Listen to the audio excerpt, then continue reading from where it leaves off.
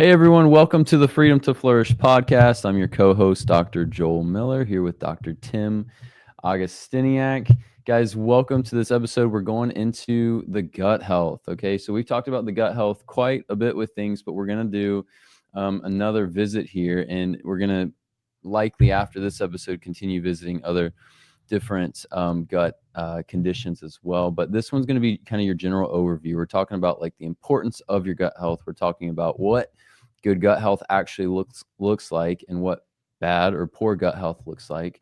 Some of the do's and don'ts of good and of good gut health. And then one of the things most people are most excited about, which is what are the practical steps to really start healing your gut. So Dr. Tim, I'm glad you're here with me this morning.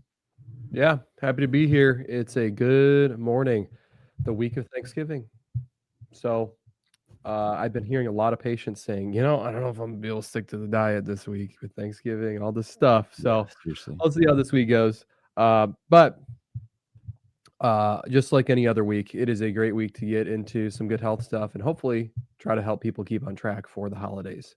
So one thing that we've been discussing lately is where we're going with the podcast recently, because we've talked about so many things. This is episode 98, which is absolutely crazy if you ask me, but in order to keep providing good content and things that are engaging, I really honestly we discussed it, and we really think it's a good idea to keep, I guess, revisiting some things that we had talked about previously that we just haven't talked about in depth in a long time.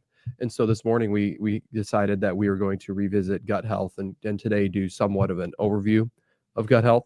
And then moving forward, maybe a series of more specific topics within the gut umbrella topic. So we're going to start getting back into that stuff today. So it's going to be a great episode. If it sounds repetitive, it probably means that you guys have been a long time listener, and we thank you for that.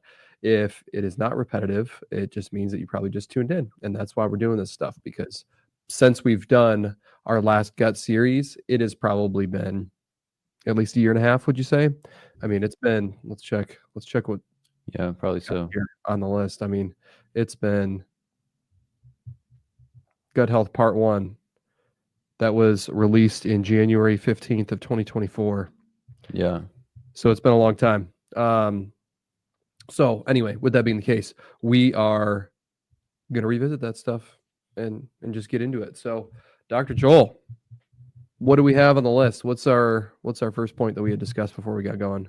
Yep. So overall, what's the importance of gut health? Like, why is this important? Well, you've heard that the gut health is tied to everything. And for a lot of patients that come into the office here, when we jump into the muscle testing, we usually find that in one way or another. Most people know that generally, like, what you eat and what you put in your body is going to impact your health in a lot of ways, not just, your digestion, but it's going to impact other things. And so what's the importance of your gut health? Well, the gut health is so important because, just a number of reasons. Number one, that's where we absorb nutrients. If you don't absorb nutrients and you don't digest things well, then your body's not going to have the fuel that it needs to overall be healthy. Number two, we have a lot of brain hormones that are made in our gut. So 99% of serotonin is made in our gut, and that helps with our mood, but that also helps the gut with healing itself and restoring itself. We have 50% of dopamine made in the gut, and that's going to help with mood, but also things like motivation. Issues with addiction, for example, often go back to the gut health, because when your baseline of dopamine is lower, you're going to be more prone to addictive tendencies.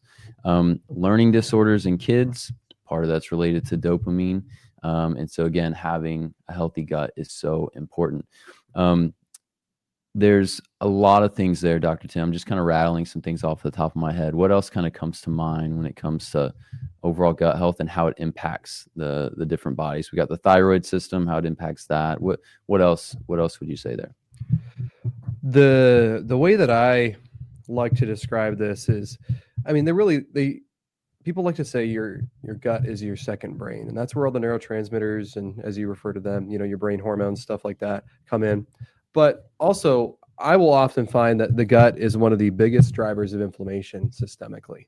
Yeah. And I'll have people that come in for chronic pain, we'll clean up the gut and it goes away.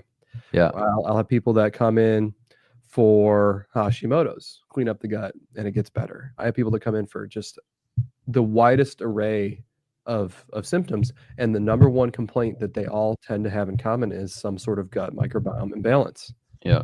So if that's the case, then what isn't gut health really? It sounds incredibly vague and like we're just not getting into specifics, but really, I mean, I've had patients with Graves' disease, Hashimoto's, patients with cancers, patients with chronic sinus issues, chronic arthritis type issues, rheumatoid arthritis, things like that. That's driven by gut issues.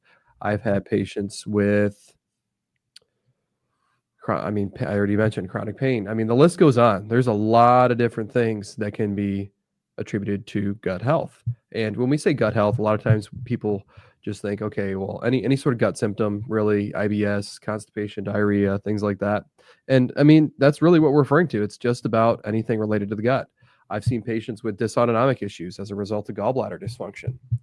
I've seen patients with rashes, due to their gut, hormone issues due to the gut. I mean, it just keeps going and going and going and going.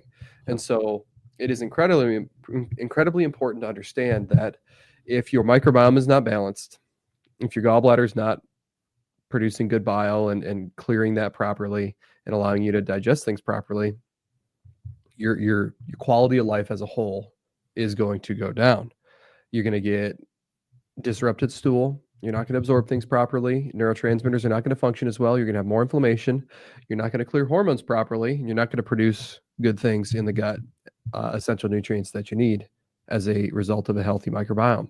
And so with that being said, I mean, there's so many things that the gut does, and there's so many things that when it's not functioning, it can affect. So of all the things that we talk about, I would argue that this is probably one of the most important topics. For the metabolic side of stuff, I love harping on blood sugar.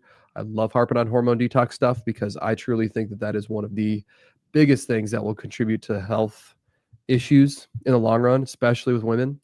However, across the board, if you're looking into the inflammatory side of things beyond just metabolic stuff, if inflammation is present, the chance that the gut is involved is, I would argue, this is totally an arbitrary number, but probably 90, 95, 99% of the time, there's some sort of very high or gut dysfunction there that's throwing things off. So, I mean, everything that we're going to talk about, it's super important to keep in mind. Yep. A couple other things that came to mind as you were chatting.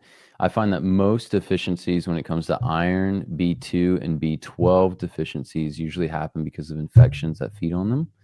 And so where are those infections? Well, usually they're in the gut. Either it's bacteria that's built up. Some people, we call that SIBO. You can have different bacterial infections, which is not as much of an overgrowth as much as it's just, a pathogen. You can have fungal issues similarly, and then parasites in the gut. And those things can feed on iron and B12 and B2. And I can't tell you how many people will be told your iron is low, take an iron supplement, and they take it. They might even do some IV, iron infusions. And things might come up temporarily, but then it just goes back down because you're basically giving iron to the body, but the body's not able to retain it because of these infections. And so you got to go after the infections. That's one thing. Another thing too, with a lot of like estrogen dominance issues, I'll find that a lot of times people have an estrogen buildup because of gut imbalances. And then with all the inflammation, with everything else going on, that also is contributing to deficiencies to where then they're not able to actually detox things through the liver. So many different things. I have people that come in with different things like dementia or just issues with ADD, ADHD, focus, and the brain health and brain inflammation. A lot of it goes back to two places. Number one is the immune system, and two is the gut health, which most people know this, but your immune system is kind of rooted in your gut health. So it's all interconnected there again. So that's the importance of the gut health. So Dr. Tim, let's talk about this. What does good gut health look like, and what does poor gut health look like? I think in our country, here in America, I think that the health systems or the medical system that's in place, it kind of normalizes sickness. Right? Like it's kind of normal for you to have different gut issues. It's normal, if you're pregnant to have nausea. It's normal for you to just not feel super well. It's normal for you to have an afternoon crash with your energy. And of course, we talk about these things all the time. We say, no, those things are not normal. There's something going on with your health. But what does normal gut health look like? And what are some things that you've seen in people that they just kind of feel like that's normal, but it's really not? Constipation. That's probably the biggest one on my list. Yeah. However, there's so many different symptoms. Well, the thing is, at least on the medical side, they like to say, okay, well, there's this wide range of normal, because if things are suboptimal, but not to the point where they're going to give some sort of medication, what the heck are they going to do about it? Yeah. That's always my questions. Patients will be like, oh, do you think it's a good idea for me to go get this imaging? Do you think it's a good idea for me to go get this testing? And my response is always, okay, so if the answer is A, or the answer is B, or the answer is C, what are you going to do about it? And they go, yeah, I guess you're right. And I don't mean that as like a gotcha, but what is the practical step forward to fix things? And that's what we like to really talk about is why are we doing what we're doing? But then also, how do you identify the proper steps to move forward and better your health? And if there isn't one of those outside of medications, they're not going to tell you, do this to fix things. So when we are looking at things, we are saying, bowel movements should be 2 to 3 times per day. Should be, Google it, the Bristol stool chart. You should have about a 4 on that scale. It's basically a scale of really dry, pebbly stool all the way up to just liquid diarrhea. It's this wonderful picture it's this wonderful chart with pictures that describes a sliding scale of numbers of this consistency of stool. It's really, really great. Kids get a chuckle out of it. But you should have normal, easy, log type stool. And it should be, I guess, easy to go. Shouldn't be any problem with that. But you'll ask, okay, so how are bowel movements? How's your gut health doing? And people go, oh, good. Okay. So what does that mean? Let's dig into that a little bit more, And it's funny because they just go, oh, good. Okay, well, what that's not what I'm asking. Good is not a response to the questions that we ask, because we're trying to get specific information, figure out what's going on.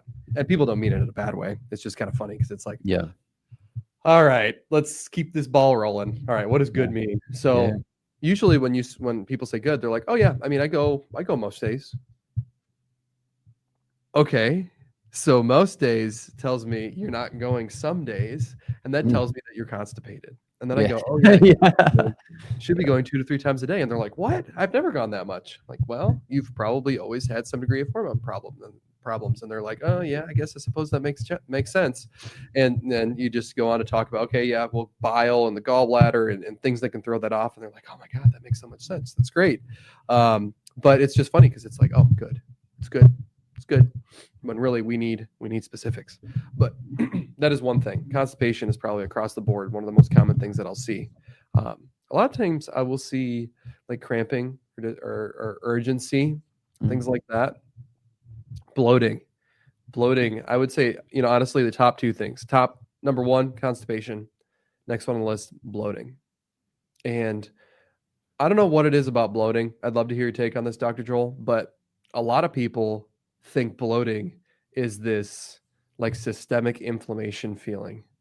When we ask bloating, I would, like I said, like to hear your take, but when I ask bloating, I'm talking you eat food and then you feel your gut just, you have this fermentation go on, and so you puff out and look pregnant afterwards, where you're full of gas.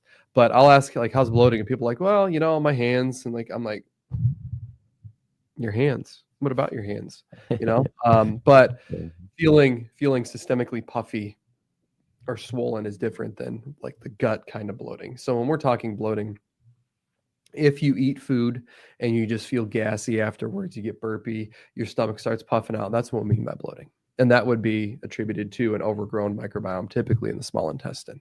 So that one's pretty straightforward to fix. It's just identifying another, I guess, symptom that's super, super common. So anyway, Dr. Joel, I already talked about a couple of them. What are some other ones that you end up seeing that are super, super common? Yeah, you hit the big ones for sure. I think the other maybe Two or three things I would mention is one, I would say is gas. I would say gas is not normal. Like, and I've had this conversation with many people, ironically, but it's like, oh, even just a little bit. I'm like, no, not a little bit, because the kind of the pathophysiology of bloating and gas is really the same thing. When you have these bacteria and these fungus that feed on whatever you're eating, or things are just sitting in the gut fermenting because you're constipated. If you with these bacteria and fungus, they're going to feed on these things. They're going to give out gas. And I tell people, if it's in the upper kind of abdomen, we feel bloated. If it's in the lower part, we kind of let that go as gas. And so I would say the normal should be like you don't have any gas. That's one thing. The second thing I would say is when you eat, you should not feel super heavy. You should feel really good after you eat. And then and a lot of that depends on what you eat, yes, but also depends on just your overall digestion.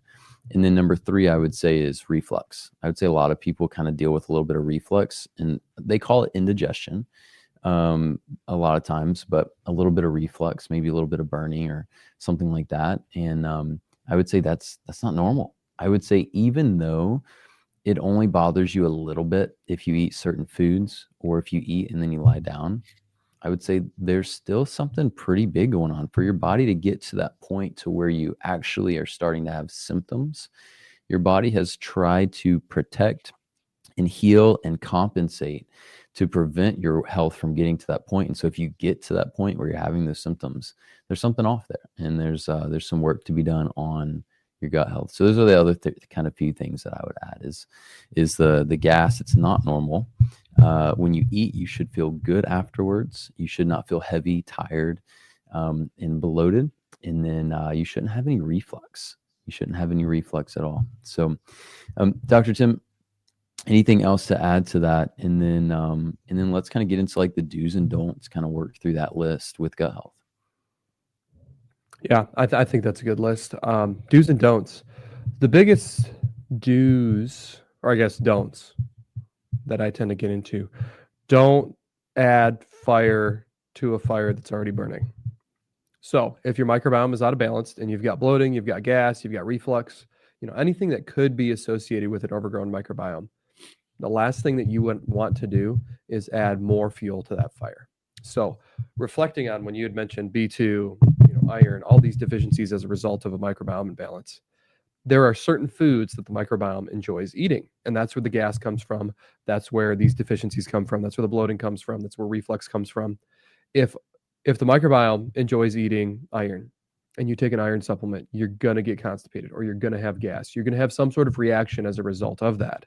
If your microbiome enjoys eating gluten, or certain short chain sugars, FODMAPs, that are in your foods, if you eat beans, whatever it is, you're going to get a bunch of gas. You're going to get reflux. You're going to get whatever your symptom is, and wherever that microbiome is located that's overgrown, you're going to get symptoms associated with that organ that has an overgrowth within it. And so do not do the things that fuel that. So if you are experiencing bloating, don't take a multivitamin right now, because they all contain iron and they all contain riboflavin. If you are experiencing any of those symptoms, don't drink kombucha. Don't take a probiotic. Don't add more microbiome onto a system that is already overgrown. Those things should not necessarily be inherently bad, but they are not something to continue perpetually. If they are done temporarily to fix a problem or to restore microbiome following antibiotics, things like that, I can understand the logic there. However, if you say you were a patient coming into the office, I don't ever recommend those things, period, regardless of the circumstance. I mean, there's always exceptions to rules, but unless you were taking antibiotics for 9 months straight or a year straight or something like that, it is exceptionally rare that there is a need to add in more microbiome to the system. And so when it comes to healing your gut, absolute hard no on all of those things. And it's amazing because there's so much marketing online. There's so many things that say, hey, it's healthy, it's healthy, it's healthy, it's healthy. Do this, buy this. And the thing is, they're so expensive too. And so people, they buy them, they spend all this money to perpetually take them. And then for what? They come into my office and I tell them, yeah, it's overgrown. And then they're like, oh my God, I messed myself up. And I feel like I'm this bearer of bad news that they, did this awful thing for their health. And I feel bad about it. But what am I to do? They're coming to my office so I can help them. So Yeah. that's a big no, in my opinion. So beyond that, I mean, if there are foods that provoke you, don't do them. Yeah. But beyond that, it's not like, I mean, maybe don't drink a ton of alcohol because it can fuel things. Yeah. Don't eat McDonald's. I mean, Yeah. Yeah. You're kind of touching on some other important parts that sometimes we maybe kind of assume in the back of our mind, but it's important to say, which is like, don't eat processed junk. That's kind of a big one. And so that includes fast food. That includes pretty much anything you get from the store that's in some kind of a box or some kind of plastic. With that too, don't eat a bunch of sugar. Sometimes people try to eat real healthy and eat fruits and vegetables and meats and proteins and all that stuff. And then they'll have their little kind of sugar vice. They'll have their treats in the corner. They'll have their treats in the corner, their treats in the cabinet and all this stuff. And the sugars are just going to always worsen things. And so focusing on whole foods, of course, is key. And we'll get into the practical steps to move towards a healthy gut here in just a second, but avoiding all the processed stuff, really trying to eat out eat out fast food, none if possible. But when you do eat out, really try to find a place that's not going to use seed oils. They're cooking in beef tallow or they're cooking with coconut oil or something like that. And then really focusing on just trying to get foods in your system, whole foods that you're hopefully preparing yourself and things like that. Other do's and don'ts, sometimes people that have gut issues, they eat a lot of dairy or they eat a lot of gluten and bread. Generally, those are going to be more inflammatory. So just something to keep in mind there. And then, a lot of times with gut health too, there's kind of as a side piece, like people do not move their body enough. One of the things that can be really helpful with our gut health is movement. Every time we take a step as we're walking, our torso is rotating and twisting, and our gut and our intestines are kind of compressing and releasing. And that's going to improve blood flow to the gut, and that's going to stimulate a number of different things in the gut. So oftentimes I'll tell people like, hey, when you have gut health issues, you need to look at what you're putting in your body. You also need to consider if you're moving your body, because the physical movement and stimulation actually helps the internal side of things as well. Obviously, stress, managing that is going to be important as well with health. People eat perfect, but they're stressed out of their mind. Could be emotional stress, could be stress with work. And it's like, hey, maybe you just need to rest. Maybe you need to take a break. Maybe you need to get some space and that kind of thing. So lots of good do's and don'ts there. But I think one of the biggest things I would say, honestly, Dr. Tim, that I see with people is like, what I've kind of figured out, I think is whenever people eat out and they feel bad, usually that feeling doesn't just fade after a day or so. Usually it's something that kind of lingers. And what I've found as the reason for that is usually the seed oils. When you feel slow and you feel crummy and you feel just kind of nasty after you eat out somewhere, it's probably because you had a bunch of seed oils, and that can be very sluggish to your liver health and your gallbladder system. And so you're not digesting things super well. Your bowels are going to be a little bit slower, and that's just going to make you feel crummy and nasty and inflamed. So honestly, whenever I see people avoid those, their gut health and their digestion just does a lot better. So that's the big one that I'll harp on with patients quite a bit, is avoiding the seed oils, focusing on just whole foods, making your food at home, and avoiding seed oils. And usually I find people do like night and day better with their gut health. Yeah, I think that's great. The list goes on for things you can eliminate to improve your gut health. I mean, it's so variable too, depending on who you're talking to, and everybody's health and everybody's body is different. So it's good to keep all those things in the mind. However, I do think it is incredibly easy for people to drive themselves crazy by trying to do more than I think it's worth. Yeah. Depending on what their problem is. So Yep. there are circumstances where, there are patients that come in and they don't eat food. They just do not eat enough food whatsoever. And their hormones are a mess as a result. And they just need to get some calories in, period. and they're like, oh, but I'm trying not to do seed oils. I'm trying to do this. And it's like, they're putting themselves in such a small box that when we talk about it, I'm like, honestly, I don't give a crap about seed oils in this situation, or I don't care about gluten in this situation. Like, there's certain times, there's certain places where I'm like, why are you limiting yourself so much? I get it. You know, you want to be super healthy, but at the same time, if your goal is you are starving yourself right now and we're trying to fix that and optimize hormones as a result, quality of food doesn't necessarily need to be as strict. Of course, if you can manage it, fine, I guess, and you're not seeing it as like a giant stressor in your life, that's one thing. But if it's this giant stressful event and you're hurting yourself in the process, and all we need to worry about is just eating enough food in the proper times and quantities, then honestly don't worry about it in that situation. But it just all kind of depends on what the actual issue is and what's going on with each patient. So but yeah, so that's the don'ts. What about the do's? Do you want to take us through your do's for the guy? So when it comes to the do's, I would say make sure you're cooking with the 4 best things, which is either grass-fed butter, grass-fed ghee, grass-fed beef tallow, or organic unrefined coconut oil. Cooking with those things is not only healthy, but it's also safe at high temperatures. So cooking with those things. I would say really prioritizing protein. We talk about that one a lot. Prioritizing foods that you have to prepare and that you have to make compared to anything processed. There are so many different meals and things that come kind of pre-prepared, processed, and you just kind of warm it up. And it's like, hey, this is healthy, this is protein, all this stuff. And it's like, well, yes, but it's also going to be a lot less fresh. And just with the preservatives and everything, it's generally going to be just less nutrient dense, I would say. And so those are some of the do's. And then again, having variety can be really important as well. I think when it comes to variety, don't just eat the same things every day. Switch up your meals. One, it's good for your gut. Number 2, it's good for your soul to have a variety of things. And then maybe the last thing I would say is trying to eat organic when possible. And of course, there's certain foods that you really want to eat organic with, like strawberries, because they tend to be sprayed significantly with glyphosates and pesticides.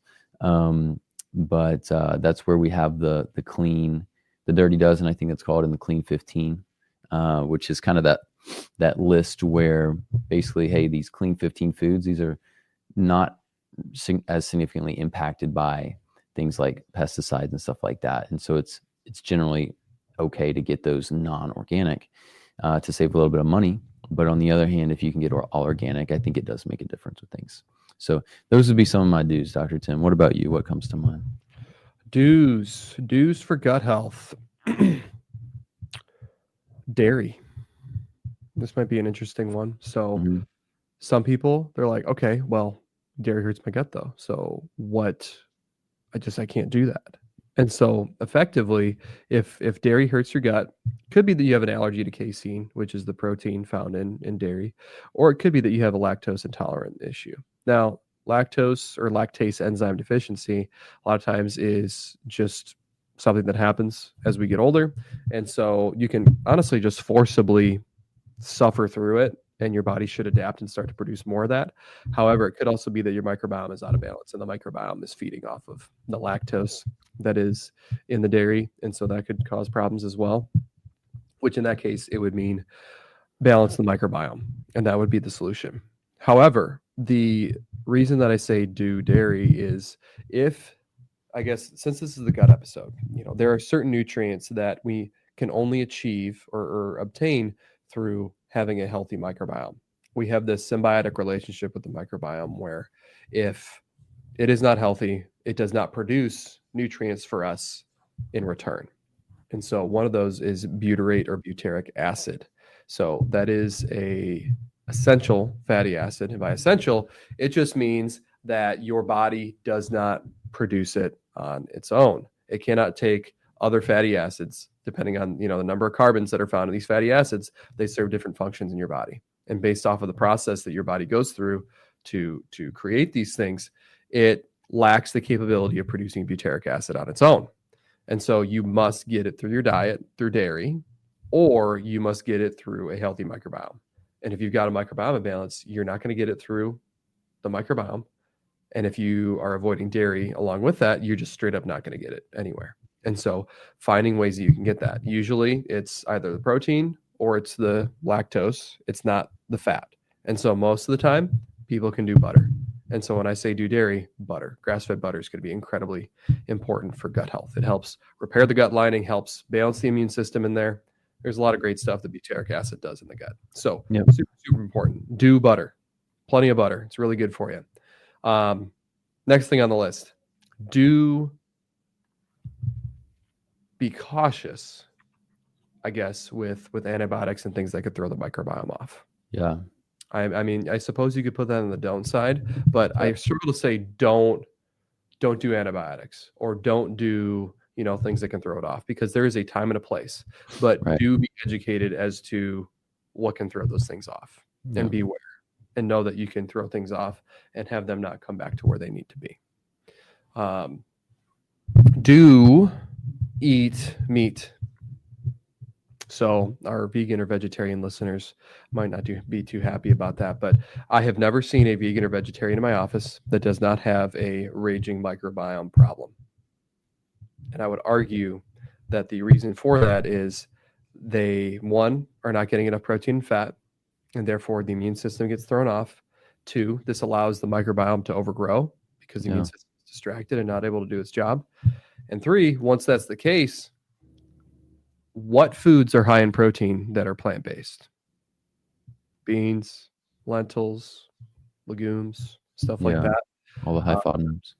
High FODMAPs, you got it. And so FODMAPs are those short chain sugars that are found in plant-based foods that if you eat those and you have an overgrowth in the microbiome, it's going to drive gas. It's going to ferment. And so it's going to cause this to get even worse. So big do, eat meat. Honestly, as far as it goes for actual gut health, I would argue that being more carnivorous is healthier than being more vegetarian. Yeah. Two other things that came to mind as we were chatting, and this is more maybe intense, but when it comes to dairy, I'm a huge fan of raw dairy. So instead of getting milk at the store, even if it's organic A2, try to find a farm so you can get raw milk. Of course, with the butter, we've talked about when you want to do grass-fed butter. With that one is not as significant. It's not as different to get raw butter. But the grass-fed is huge. And then in general, like with cheese and stuff, like if it's pasteurized, the enzymes have been destroyed by the heat. You're not going to digest it as well or as easily. And so you want to try to find cheese that's raw, and you can find that at different places like Whole Foods and Sprouts, and I think even Kroger has a number of things. So you just want to look around for raw cheese, and it's going to be a little bit more expensive, but again, you should notice that your body just feels a lot better with it. So doing raw dairy. And then the other thing would be, this has kind of been a little bit of a popular thing lately, but that's if you're doing a lot of grains and breads, it's milling your own flour. So getting the grains, milling it yourself, and then making it. And that goes into a lot of the molecule of the grain and how important it is that once you turn that into flour, you actually want to prepare that food within the next 8 to 12 hours to preserve as much of the nutrients and so forth in the flour. So a couple other things to add in there that if you're really looking to kind of maximize your health, I find a lot of people, they kind of add those things in and they do quite a bit better even with that. Yeah, I like that. That's good. What's our next point on here? All right, last point here, practical steps to move toward a healthy gut. So let's kind of work through this one, Dr. Tim. Practical steps, and we've talked about it quite a bit as far as like, hey, focusing on whole foods, trying to avoid different supplements, and if you have different gut issues, avoiding different things like kombucha and probiotics, things like that. But how would you take somebody that's just wanting to improve their gut health? What would you say kind of are the practical steps they can kind of focus on after this episode? First things first, identify your triggers. Yeah. So if there is no observation and gathering of data, there is no way to problem solve and figure out how to fix things. And so first things first, figure out what is causing you problems. Is it everything? Because sometimes that's the case. And if a microbiome is really overgrown, everything seems to cause problems. But that's kind of besides the point here. For the most part, you should be able to figure out some things that are causing you problems. And I would argue avoiding those temporarily is a good idea, because the last thing that you want is discomfort. Next step beyond that, depending on what your triggers are, if it's something that is a fattier food, maybe it's a gallbladder problem. So nutrients to help support the gallbladder, maybe some bowel replacement, maybe some artichoke, maybe some choline, maybe some glycine, things like that. If it's, say, a high FODMAP food, or it's grains, stuff like that, microbiome imbalance. And so antimicrobial herbs would be super helpful there to balance things.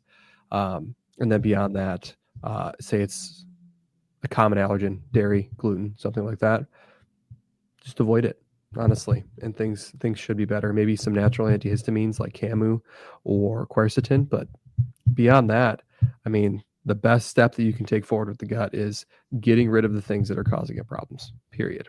If it is a microbiome imbalance and you need help with figuring out herbs and things like that to balance, I mean, we're always here to help. There are other docs I'm sure that you can find that would be, gracious enough to help you with that. That can be difficult for us to identify, let alone provide decent recommendations through the podcast. So there's a long list of herbs that could be helpful for that. So I don't think it's worth beating a dead horse to even get into that stuff today. Sure. Yeah, that's good. Yeah, I think avoiding the bad stuff is huge. A lot of people think, oh, what do I need to take? What do I need to add? What do I need to do to improve things? And sometimes it's not adding stuff in. It's actually protecting against things. Sometimes it's actually removing certain things. So I love all the things you said. Other things I would say is really be careful with just really like start looking at labels. So the things that you generally eat, look at the labels, try to read through and understand like what are the ingredients here. And, with that, there's kind of this simultaneous encouragement I want to give of try to prepare and try to make all of your meals, which means you might have to start learning how to cook some different meals. And you don't have to be, a big fancy chef here, but, you want to try to learn how to prepare different meals, because if you are cooking the food yourself and you're preparing it yourself, number one, it means you're probably using whole foods, and things are going to just be a lot fresher. But then two, you can control what it's cooked with. So remember, grass-fed butter, grass-fed beef tallow, grass-fed ghee, and organic unrefined coconut oil. Those are the only four things you want to cook with. Olive oil is healthy, but do not cook with it, because heating it up is going to make those healthy fats go rancid, and that's going to be somewhat inflammatory for your body. You want to use the olive oil, put it on your food after you cook it. Avocado oil is better than olive oil, but it's still not great. So just focus on those four things that I mentioned: butter, beef tallow, ghee, or coconut oil. And then similar to kind of what Dr. Tim said, which is kind of understanding your triggers. So focus on preparing your foods, focus on reading the labels, focus on avoiding fast foods, which are going to be full of seed oils and all the processed junk. And then while you're kind of doing all that, continue to learn, continue to listen to different episodes, continue to look up YouTube videos, follow different doctors on social media, and learn about the gut health. And as you learn about the gut health, remember that health is a journey. A lot of people, I think, forget that. A lot of people they just want their problem to go away. But in reality, we need to learn about our body. We need to steward that. And we're going to be way better off now and in the long run, in the years and years ahead. There's a number of different supplements that can be helpful with the gut. Like Dr. Tim mentioned, grass-fed butter is amazing. Otherwise, with the gut health, a lot of times what you want to look at is like different herbs. And we've had different episodes on different gut infections, on SIBO, and SIFO, small intestine bacterial overgrowth, small intestine fungal overgrowth, IBS, IBD. We've had episodes on that. Constipation, we've had episodes. So would definitely recommend checking those out for kind of a more in-depth and detailed approach and perspective on all that stuff. So Dr. Tim, I think that's all we got time for today, my man. I agree. Let's wrap up. So,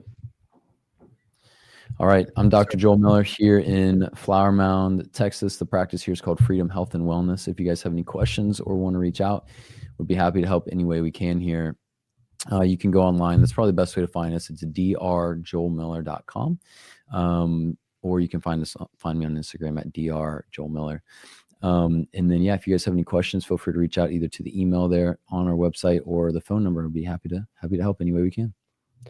I'm Dr. Tim Augustiniak here at Flourish Functional Wellness Center in Bentonville, Arkansas. If you want to find me online, my website is draugustiniak.com or flourishfwc.com. On there, I have links to all the socials as well as all the contact info for the office. So if you have any questions, comments, concerns, or suggestions for future episodes, feel free to reach out. Thanks, everybody, for listening, and have a good one.